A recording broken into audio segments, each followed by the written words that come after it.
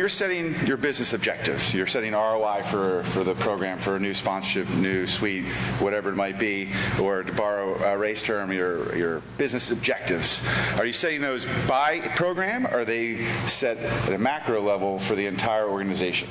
You got to get creative. You have to know what the client needs, and you have to know how they're going to measure ROI. Are they bringing out clients? Are they taking care of employees?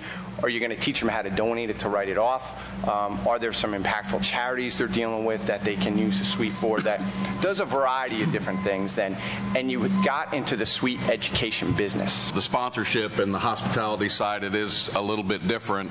When we're looking at the tickets ourselves, what we're trying to do, and another thing that we're using the Spotlight for, is to make sure that we're getting the right percentage of usage out of those tickets, and just we're looking at entertaining current business clients. So business development of existing clients, 40% of our ticket use should be for that. 20% is for prospects. 10% is for team building or stuff that we're using internally, and in kind of a reward and employee reward type thing, and the other 10% is giving those tickets to charities and different things that our employees might want us to do.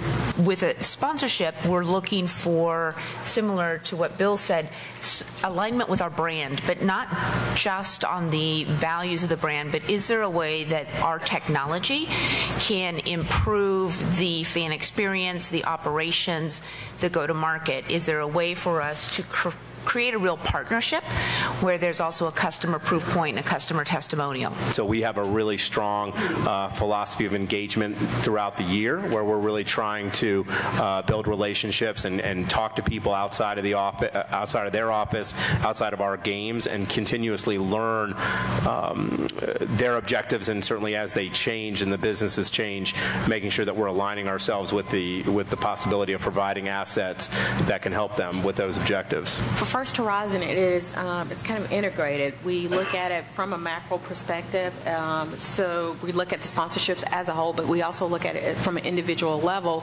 particularly in markets where our brand isn't as strong.